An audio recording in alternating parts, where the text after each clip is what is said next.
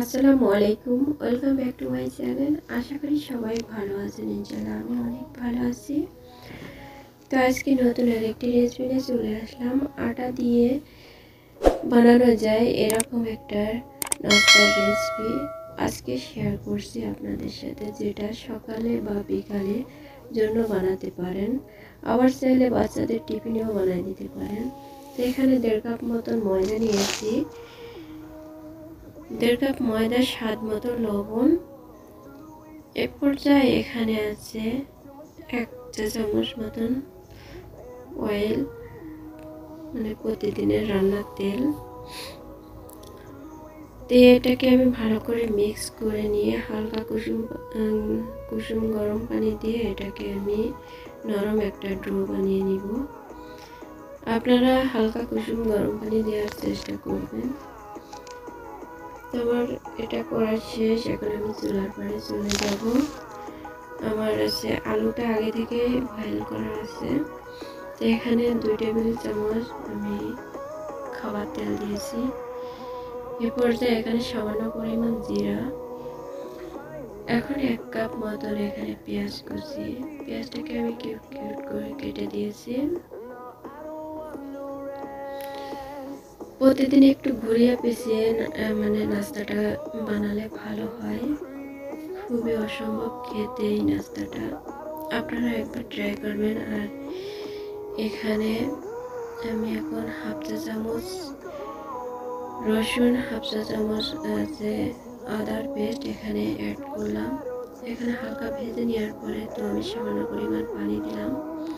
দেওয়ার পরে তো এখানে স্বাদ মতো লবণ, পরিমাণ মতো হলুদ, আর 1/2 চা চামচ মতো আছে গুঁড়া মরিচ, আর আছে জিরার গুঁড়া 1/2 চা চামচ। দেওয়ার পরে এটাকে আমি কষিয়ে নিব। নেওয়ার পরে তো আমার ম্যাশ করে রাখা আলুটা আমি দিয়ে দিব। আলুটা আমি ম্যাশ করে সাইডে রেখে দিয়েছিলাম, এখন আমি দিয়ে দিব। দিয়ে এটাকে আরো 3-4 মিনিট কুক করব। এ পর্যায়ে এখানে আমি 4-5টা কাঁচামরিচ অ্যাড করব।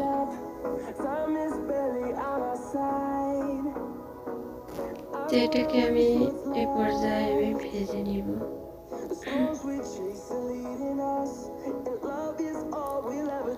আপনারা চাইলে আরো একটু হলুদ বাড়িয়ে দিতে পারেন, আমি কিন্তু হলুদ আমি পরিমাণ মতো দিয়েছি। এখন আমি রুটিগুলো বেলে নিব। রুটিগুলো বেলে নেওয়ার পরে তো আমি চুলার পাড়ে চলে যাব। তো এখানে আমার যেটা লাগবে, এখানে ডিম লাগবে, চিজ লাগবে, এই যে চিজটা, এটাকে আমি গ্রেট করে নিয়েছি, নিয়ে সাইডে রেখে দিব। এখন আমি রুটি আমার বেলা শেষ, এটাকে আমি ছেঁকে নিচ্ছি হালকা হালকা, এভাবে আপনারা ছেঁকে নেবেন। রুটিটা বেশি বড় করবেন না, ছোট রাখবেন। তো আমি ছোটই রাখছি, ক্যামেরার মধ্যে দেখা যাচ্ছে মনে হচ্ছে বড়। এখন আমি আলুর পুরগুলো দিয়ে দিব সাজিয়ে। দেওয়ার পর আমি চিপসগুলো দিয়ে দিব। তো এখানে যে ডিমগুলো দিয়ে দিয়েছি, আপনারা অনুমানে বুঝে নেবেন, কারণ একা একা ভিডিও করতে হয়, একা একা সবই করতে হয়। তো আমার বানাই নেওয়া শেষ, এভাবে আমি বানিয়ে নিয়েছি। এই যে প্যান বসিয়ে দিয়েছি, প্যানের মধ্যে তেলটাও গরম হওয়ার পরে তো আমি এই যে এভাবে হালকা আছে এটাকে আমি ছেঁকে নিব। আপনারা চুলার ফ্লেমটা বেশি বাড়িয়ে দেবেন না, মিডিয়ামে রাখবেন। আমি এভাবে ভেজে নিচ্ছি। এটা খেয়ে আবারও আরো একদিন আমি বানিয়েছি, সেটারও হালকা শুট আপনাদের সামনে নিয়ে আসবো। খেতে এতটা সুন্দর হয়েছে, দেখতে যেমন খেতেও ঠিক তেমন।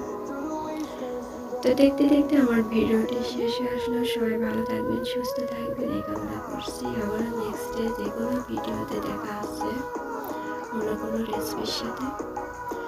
তো এই যে এর ভিতরটা দেখতে কেমন, আর কমেন্ট সেকশনে জানাবেন ভালো মন্দ দুইটাই, যে আমার এই নাস্তাটা কেমন হয়েছে।